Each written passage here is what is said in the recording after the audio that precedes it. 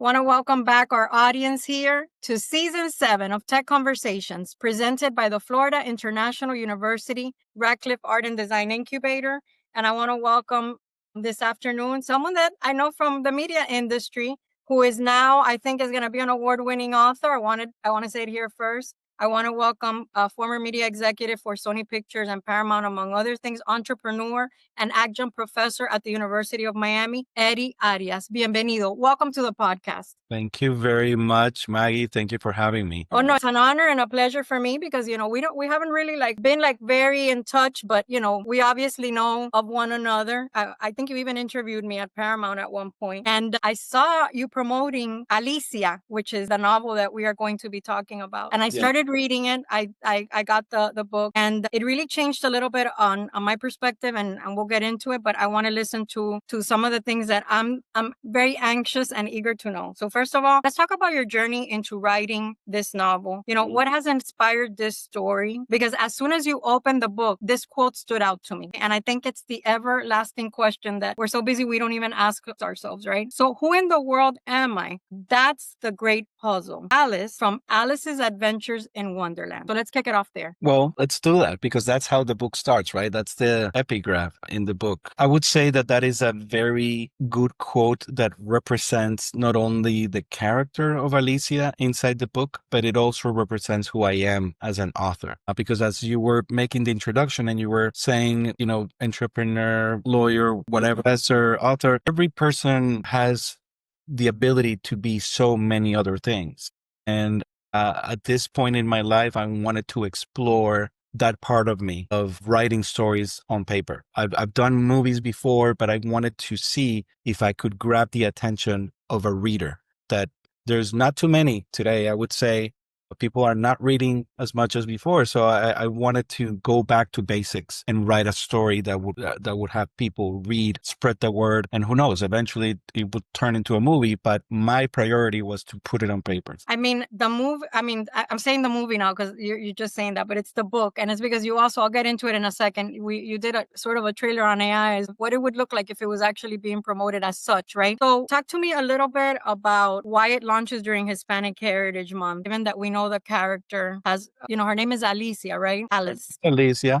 Her name is Alicia. I obviously don't want to spoil anything here. But when I sat down to write Alicia, I didn't start writing about her in particular. I wrote an outline, let's say, and I started with an image. This was back in 2008, right? So this goes a long time. So back in 2000, I wrote the main skeleton, let's say, main structure of a story about a wealthy couple who hire their housekeeper as a surrogate, right? And then she vanishes days before giving birth. That was the main idea. What begins as a search for the missing woman becomes something darker. It's the realization that the couple that is looking for her, really, they care more about the baby inside of her than the surrogate. And that image is pretty much what sparked the whole thing. After that, this year, with everything that's happening that you can read in the news and the headlines, I thought, why don't we add an extra layer of controversy and conflict, and let's make Alicia being undocumented, right? So we don't know what happens to Alicia. I don't want to spoil it, but Alicia, as I mentioned before, vanishes pregnant days before giving birth. So that's part of, I would say, of the mystery that happens, and why I decided to bring it back to now and write it today, where undocumented life is everywhere in the headline. Yeah,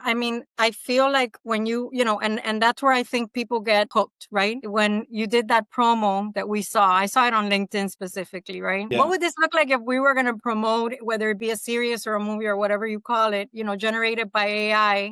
To me, I'll be honest, completely honest with you, I was mesmerized because I am somebody who loves a good mystery. And I'm a researcher at heart, right? I'm kind of like, my stuff is that I always wanted to be a journalist, which I was. But, I got into other things. As you said, we are so many other things that there's always that little voice in the back of my head of, what is this one doing? And how are they tied together? And what's the mystery? When I saw that trailer, you really leave a big cliffhanger there as to what actually happens. And I'm somebody that reads very few books. Like, I'm not somebody who's a bookworm. It has to really draw me. And like, for example, I'll share with you that I'm waiting for January to come around because there's a book by an author called Alice Feeney who wrote My Husband's Wife. Look it up. It's another great mystery. I mean, everyone knows if they've been following, the lady comes home one day and the locks are changed and there's a lady at the door that looks like her. It's like, I will definitely start yeah, that. yeah. Thank you. So, these stories have to captivate the viewer, okay? Because there's a lot of clutter. And I mean, I don't know how well the book has been doing or not. I know you have it on Amazon and you gave everyone a free download on Halloween. I saw that, which I think was incredible. So thank you for putting out there to people who wanted to read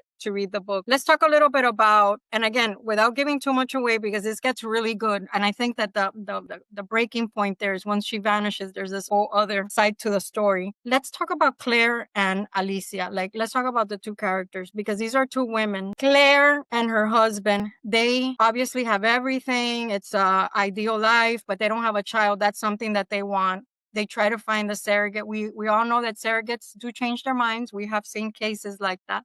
But this particular one has a set of things that maybe other surrogates don't. She's undocumented. She's a housekeeper. And she vanishes. And to be honest with you, without giving anything away to the reader, I would vanish too if I were carrying a life inside of me and I knew that in a couple of days I'd have to give it up. Like, that's just a mother instinct.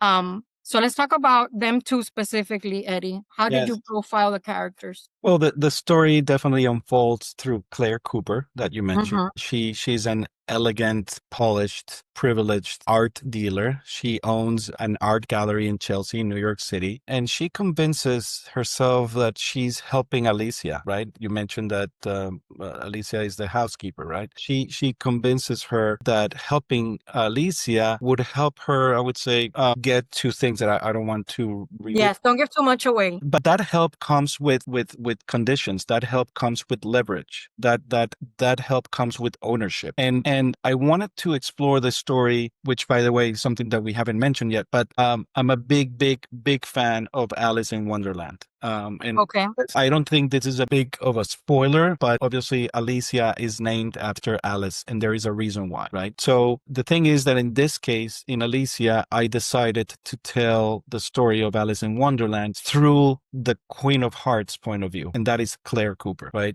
And Alicia is Alice, and Alicia falls into the rabbit hole in this whole story, but the rabbit hole is not the fantastical rabbit hole that you can imagine from Alice in Wonderland. In this case, is a long, dark, forgotten tunnel that she has to do in order that she has to cross the border from Mexico to the U.S. And she gets to the U.S., which is the Wonderland of today. I wanted to paint that picture so your listeners and your viewers can understand that this book can be read in different layers. There's actually a book club companion piece that I wrote that people can download it from the website, but I definitely advise people to read the book first and then they read this document because it tells you all the parallels between Alice in Wonderland and Alicia. Because in this story, in Alicia, every character is chasing their own white rabbit, and every white rabbit has a different meaning for every character. So that is part revealed in that document. But I wanted people to just read the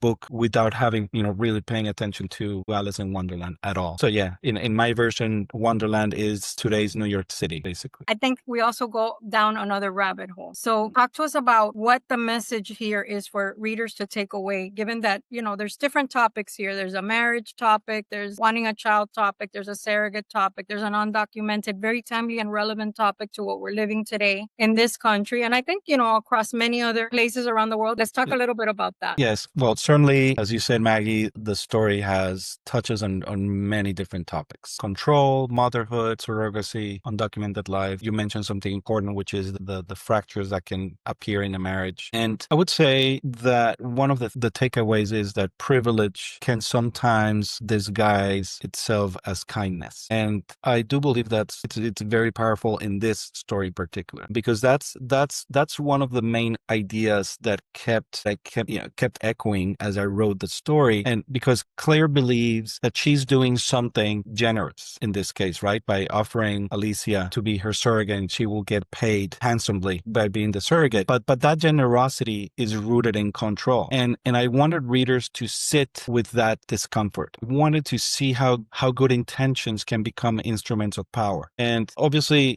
at a deeper level, Alicia is about love as well, and different types of love. There is a brotherly love. There is husband and wife love. There is a lot of types of love in this story, and I wanted to explore that as well. So yeah, those are the kind of things that I would love the readers to take away. So in reading the quote as soon as you open the book, which says, "Who in the world am I think we're all faced with that question at different, stages of our lives. Every time, when we're going to get married, or we're having children, or we change jobs, or we're confronted with any life change, you're like, who am I? Where am I going? What's my journey? I think we don't ask ourselves that question enough. We've been through layoffs and restructures, and it forces us to think who we are and what we want to do next, right? Yes. So how has the novel, after you were said and done with it, changed you as a person? Because I know that it's made me think about a lot of different things after I was done with it, and it sent me a powerful message, and it's a message that I think a lot of people should be analyzing and thinking about in many different ways, not only about who am I, but like, do we want to stay living here? Do we want to go somewhere else? Like, is this what we want our children to grow up listening and learning about? It becomes a lot of clutter and a lot of questions. So let's focus on how it changed you as a writer and as a person. Well, first of all, this, with what you said, it reminds me of a quote from a comedy. It's a movie called The Party with Peter Sellers. It's a classic comedy. It's a very funny movie. In one occasion, in one scene, they ask the main character, who was Peter Sellers, they ask him, "Who do you think you are?" And he says, "I don't think who I am. I know who I am." So I think it's relevant to mention it here, because writing Alicia definitely, taught me about, many things.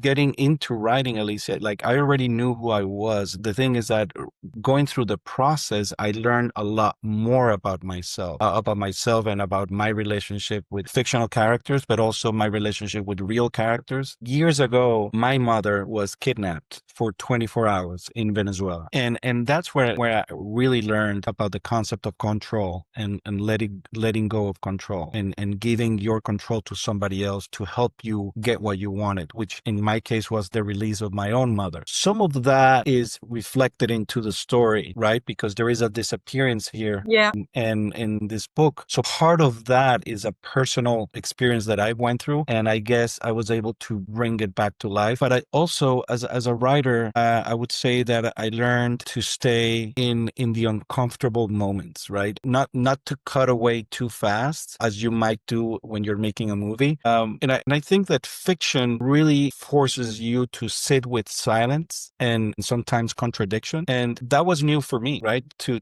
let things tremble and not having things to necessarily explode, but leaving things to tremble. It's very hard to do as a writer and keep the attention of the reader. So those are the type of things that I would say how it changed me as a writer and as a person, I guess. There's emotions run high every day in this country for different reasons, right? And I think after you read a novel like this, right, that has that undocumented element attached to it, and it's almost a wake-up call to people that just listen to the stories and watch the news, and you get into this world in the story of someone who's actually being, I don't want to say she's being taken advantage of, but it's sort of like you said, she does, Claire does have control over her. They do have control over her. So to a certain extent, she is being taken advantage of, depending on how you look at it. So how do you expect the reader to feel after they've read this? Because I know how I feel. So I want to hear, like, you were inside this world. It's a good question, because I really hope readers feel compassion, but not only for Alicia. I want them to feel compassion for Claire as well. And it sounds difficult, right? Yeah, You're talking about the villain here, but everybody in this story goes through a transformation, Claire included. So everybody gets transformed, in part because of this particular situation that takes place. So I hope readers can understand that there's compassion that you can feel for characters that maybe you don't even like, but you understand their transformation, and then you get to feel that compassion. I also want the readers to feel their own moral thresholds. I think that's extremely important. I want the readers to ask themselves where empathy ends and self-interest begins. Those are two things that I think are key here. And the last thing I would say is that the novel doesn't offer answers for some of these things. I want the reader to come up with their own answers, right? And especially as you mentioned before, and obviously we don't want to spoil it, but there is something that happens right at the middle of the book, right? That changes course.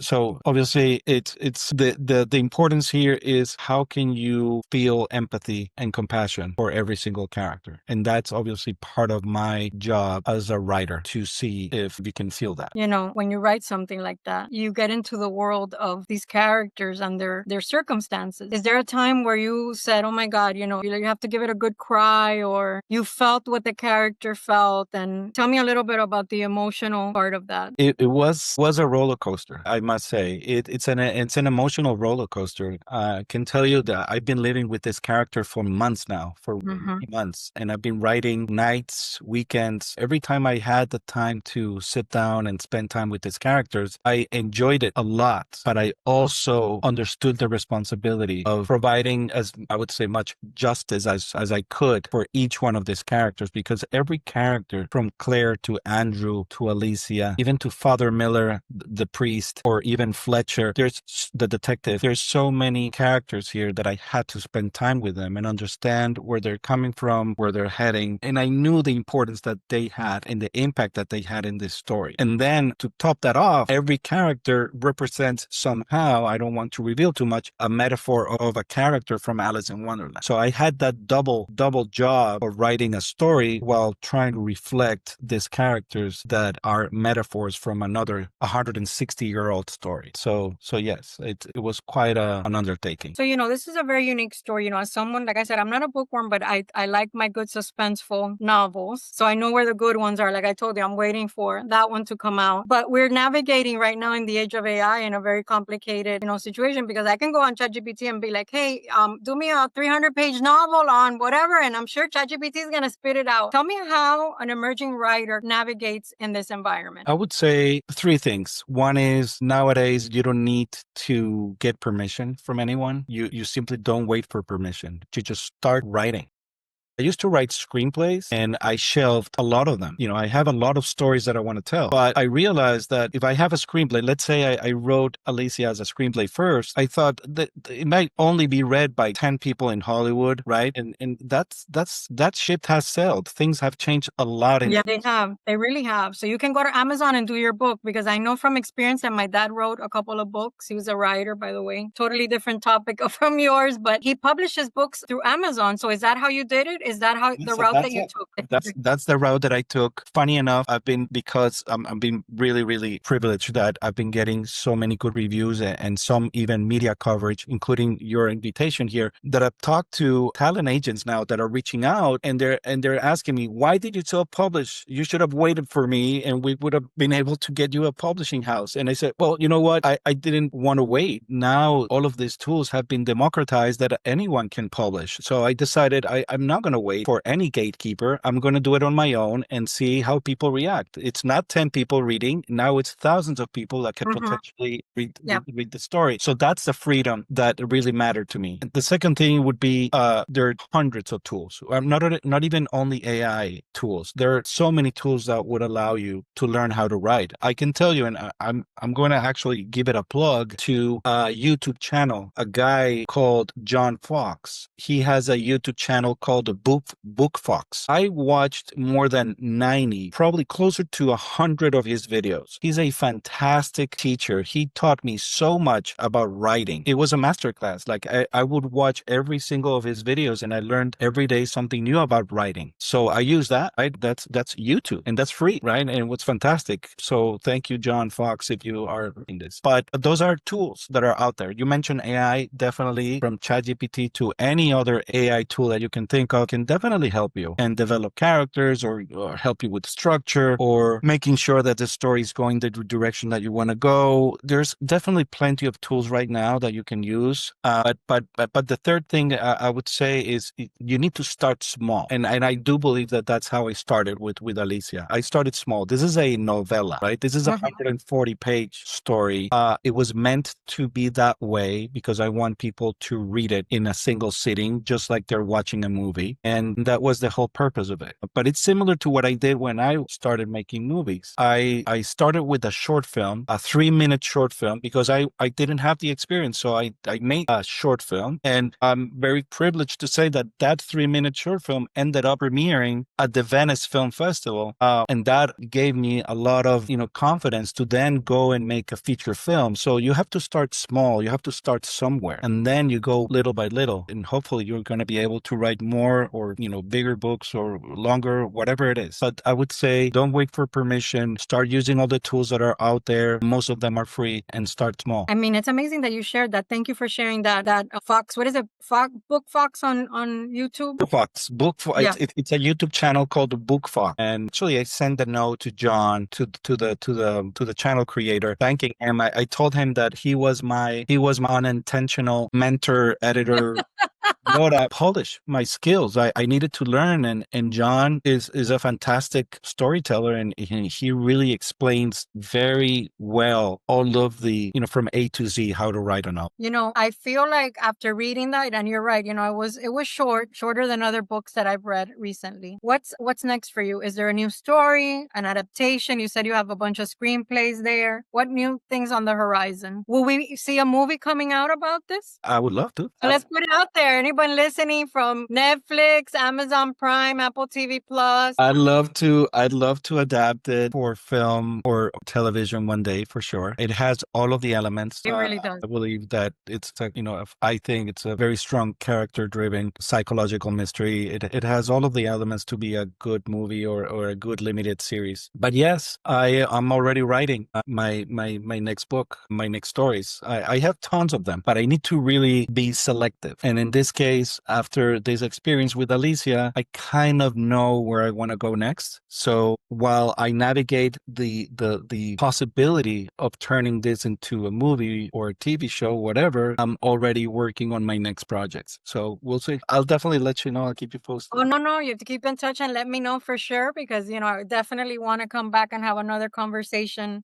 on whatever next project that is, definitely. So, Eddy, thank you for being on the podcast. I want to always leave our listeners with a final thought from whoever's on here, and I'd like to give you that opportunity. All I'm saying, Maggie, is I'm very glad that people like you are out there creating cool stuff, learning, asking questions, because that's with, you mentioned AI a couple of times, and we need now to be more human than ever. And having this type of a human connection is something that we have to pay attention to that. And thank you so much for the invitation. Really, I really appreciated the chat. No, you're coming back again soon. I won't let you off the hook. I'll be sharing that promo from LinkedIn, and you'll see how I promote things. I give it a ton of promotion. They call me at FIU the Maggie phone, because whenever you need something amplified, I definitely know how to do it. Like, my career has always been, as you know, being in programming and acquisitions and production. But after you're done with that, you have to promote your product. So that's my specialty, and the reason that this podcast has now been around for